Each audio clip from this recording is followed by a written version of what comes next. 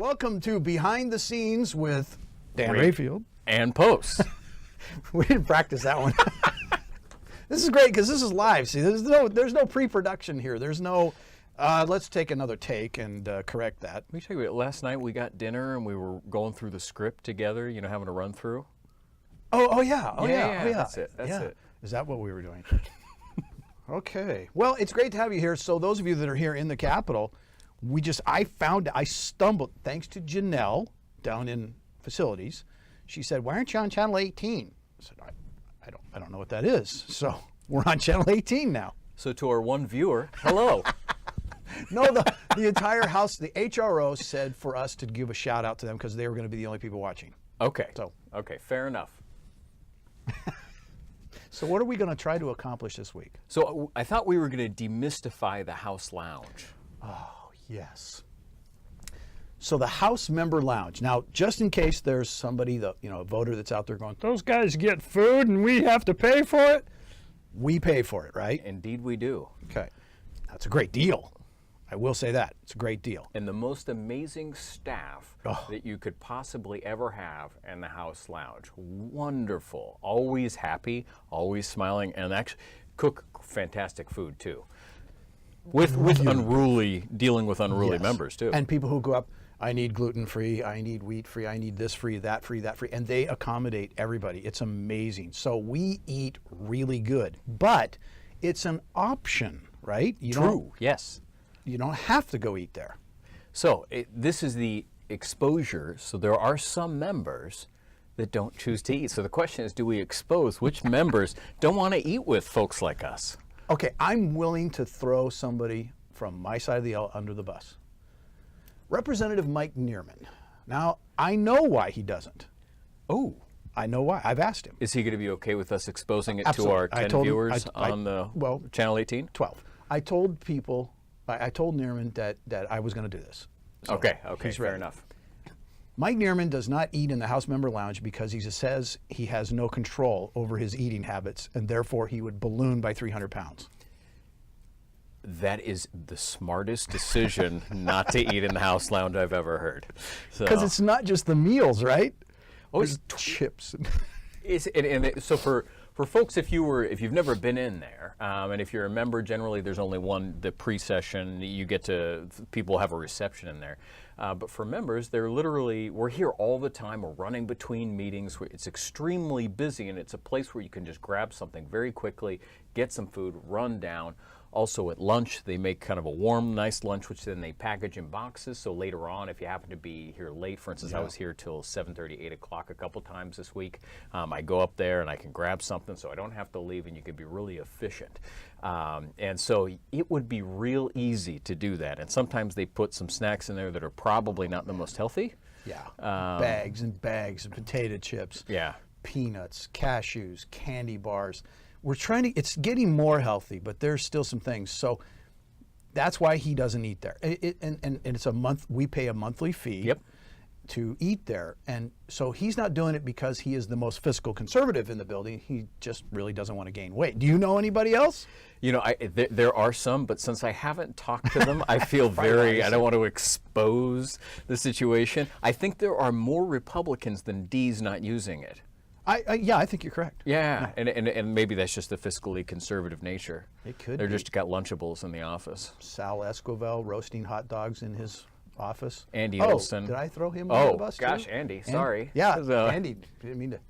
Well, he has his daughter Abby, and she makes great meals for him. Well, there's a good reason for that. So let me ask you a question. On Fridays, the Senate Lounge doesn't meet, and sometimes we have unexpected members. Now, I think it's the House Lounge personally. How do you feel about it when our Senate colleagues come over to the House Lounge? You know, Friday doesn't bother me as much as Wednesday morning, because Wednesday morning is hot breakfast. Normally we have sort of, cold cereal, maybe oatmeal, hard-boiled eggs, things like that. But Wednesday morning is hot breakfast. Hash browns, eggs, bacon, toast, et cetera, et cetera. And all these senators show up, and it's our lounge. The thing that scares me is when the senators come in with their oxygen tanks and it's hissing and it just catches me off guard. because they've been here longer, and they're more deliberative, much more deliberative. So it does take a lot of oxygen. Bill, we probably should move on from the House Lounge, but I do want to point this out. In a tribute to our good Senator Monroe, I was in LFO and waiting for a meeting, and I looked in a blue book from my birth year, 1979, and I saw the That was bright my high school graduation year, by the way. So, yeah, okay, so we're close. But I saw the perky face of a good young Rod Monroe from the 1979 yearbook. The history in this place among people is made. Yeah. But the last thing on the House Lounge, I think what's really neat is that Bill and I can be on the floor. We could be passionately disagreeing on something. And right after that, you're at floor 11 to 12. yeah. Right after that, we shoot up to the House Lounge. And we're having lunch together. Yeah. Like how, and you're talking about other things, and and it gets back to this real collegial kind of spirit of like, hey, what did you do this weekend? What's going on? Or what are you working on? It's also a time where we can talk about other things that are important, other work that we may need to collaborate on. It's amazing to see people when they're eating are just people. The R, the D, or whatever it is kind of falls away because I'm having lasagna and salad, and we're talking about our kids and our grandkids that are the baseball game last night or whatever, and it is cool. That's probably the number one reason I go, besides really good food, is for that, the camaraderie of just we're eating together. I would pay more just for that. Yep, alone. absolutely, I agree. So another segment that we wanted to talk about today is Bill and I have from time to time been, either the lone vote, no vote on something, or, a part of maybe a couple people voting no on a bill. And we thought it might be fun either to convince the other person to be a yes or a no on some of these oddity bills that we've put together. Yeah, so Dan and I talked a little bit about this. So let me ask him a question. He voted no on House Bill 3446. Quick description. It provides that court has authority to enter judgment of conviction for Class A misdemeanor at any time after person has successfully completed sentence of probation if person was convicted of criminal driving while suspended or revoked and court makes certain findings. Representative Rayfield was one of 2 no votes out of 60. My question is, why? So let me change you from a yes to a no, good sir. Absolutely. From a yes to a no, okay. Yeah. So here's the thing, Bill. And the way that the bill actually worked, if it would allow somebody to retake a felony and move it down to a misdemeanor. Now, the history of our expungement statutes or arrest statutes that allow someone to set aside an arrest record, generally the expungement statutes allow like kind of a cooling off period. So, for instance, I've been convicted of a misdemeanor or a felony, and I want to remove it from my record. Generally, we allow that to happen after kind of this cooling off period. So, like after a 5-year period, 10-year period, whatever it is. The way that this bill was drafted, it just allowed it purely at the discretion of the judge. So someone could get a felony for driving while suspended or revoked. Okay. And to get a felony, you have to really work your way up with kind of these, you've hit your suspensions or your revocations beforehand. So you've already kind of been violating the law. Then you graduate, if you will, to the felony charge. Mm-hmm. What I wanted to see in the bill was kind of like a 5-year or some sort of respite period where you prove yourself. Over this 5-year period, I've shown myself to be safe, and then I'm now eligible and I could go back to the court and apply to have it be removed down to a misdemeanor or something along those lines. And the years are, I would want to make it consistent with current statutes. Sure. And so that's why I was a no. What do you think? Okay, so by doing that, it goes over to the Senate. You're kind of hoping that over in the Senate, something like what you're talking about gets amended and then it's sent back to us for concurrence. And you could be a yes at that point. Absolutely. If they did that. And I think that's the one good point about this is sometimes you'll find some no votes peppered throughout a bill. And you might be able to say, 90% of this bill is good, but, there's 10% of it that bothers me, but I want to send a message over to the Senate to say, hey, please take a peek at this. And people can also do that by filing a vote explanation after you've already voted on the bill. All right. What do you think? Did I win? I see your point, and I heard the bill in Judiciary. It came out of House Judiciary Committee, and I was a yes vote there, and I was a yes vote on the floor. I would consider, if you got that amendment put in the Senate, I would consider staying a yes. All right, I tried my best. So which probably justifies my decision not to speak on my no. Probably. Yeah. Probably, yeah. Okay. So one that you voted no on was House Bill 2013, which modifies the requirements for preschool program administered by Early Learning Division. So it directs the Early Learning Division to conduct an evaluation related to accessibility and quality of early learning programs. All right, so why did you vote no? And let's see if you can work your magic on me. Your charm. Well, if your you'll known note- charm, Bill Post. Right. Well, I do have a little of that. It was 57-1. I was the lone no vote, which sometimes is like a man on an island. You just stand there and you look up at the board and you say, oh, holy crap, I'm the only no vote. Now, But- can we say crap on Channel 18? On Channel 8. Can we say crap on Channel 18? Yeah, is that okay? Andy's It cool. is okay. All right, Producers, we're good. We're good. We're good. Okay. I was a no vote for a very simple reason. None of this here mattered to me. Not that it didn't matter, but that's not why I was a no vote. It doesn't say here on our notes, but you might go back and look at the bill and see it has an emergency clause. Okay. And that was why I was a no. I am a no almost every time there's an emergency clause on a bill. And now you've noticed Representative Barker has been saying the post rule. Oh, really? Did you see the last couple of concurrences we did? He got up on the floor and said, the post rule has been enacted. The emergency clause was taken off.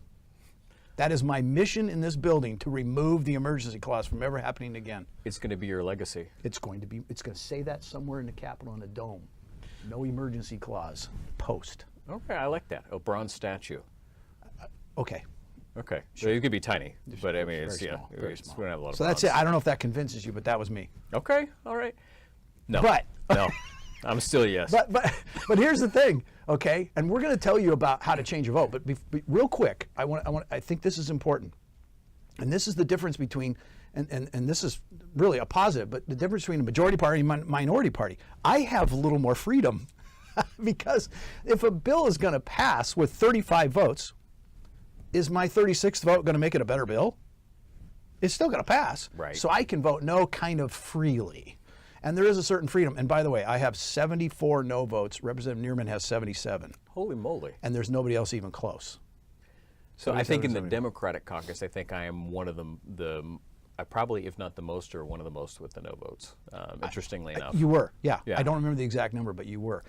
But there is, because you do have to have that 31 for it to pass, or 35, whatever it might be, there's a little less freedom for you, I think, than there is for somebody in the minority party. But Yeah. you are one of the more free ones in your caucus. Well, the interesting thing about that, I mean, a majority of, I mean, like a substantial, I guess we're like 90, 95%, I don't know the exact numbers, are with the bills passed with overwhelming votes. 60 to And so nothing. I kind of view, I've somewhat taken on the role that I view ourselves as kind of like the backstop on the floor. Like committee does the bulk of the work. I then read the bills at night as I'm falling asleep, you know, because there's a ton of them.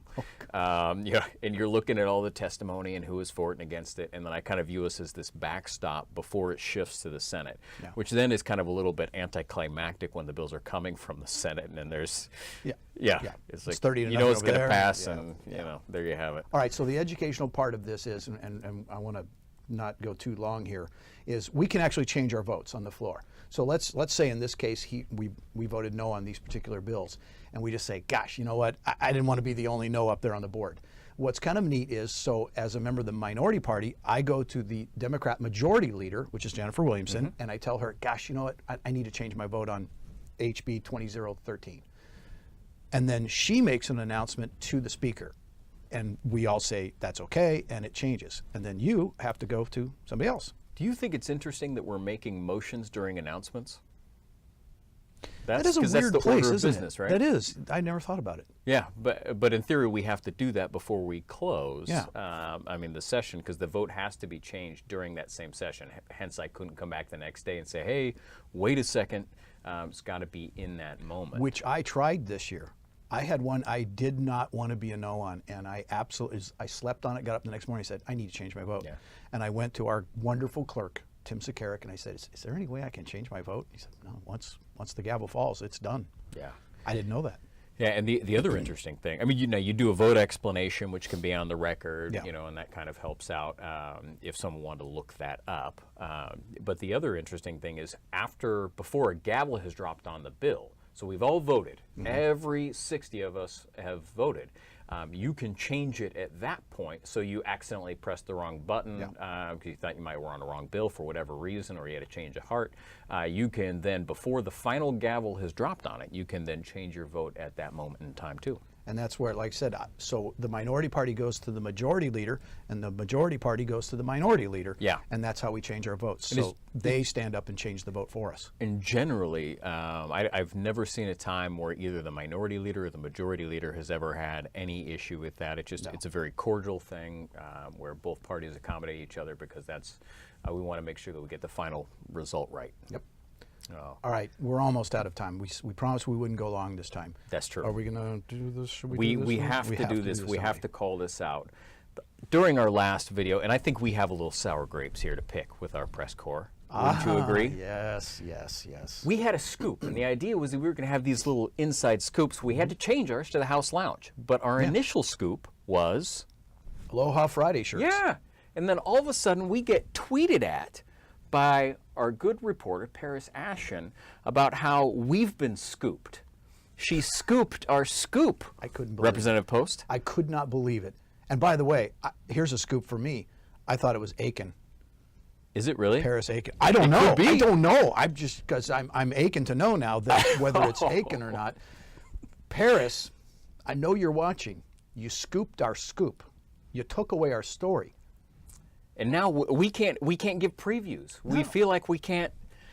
Now, granted, I don't know what we're going to do next time, but in And that's theory, a if good I thing. did, we couldn't give a preview. Because they might tell on us. Yeah, and we'd be scooped again. Boy, I tell you, there's just no secrets in this building. Oh, it's horrible. Hashtag no secrets. Start trending. So we do have one historical fact. So that we've kind of put together, as we did that in the last piece, and then I think we get the heck out of here. Okay. Do you want to go through the historical fact there? Page 2. Here's the historical fact. Historic or historical. Which is it? You're the lawyer. I like to shorten it. Let's say the historic fact. The historic fact. Paris will get back to us on Twitter. Yeah, Paris, you want to let us know Let us what know, we're doing right or wrong here? What's the AP style for that?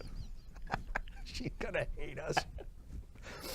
The current building that we're in right now, this Capitol building, was constructed from 1936 to 1938 and expanded in 1977, the House building and the Senate building.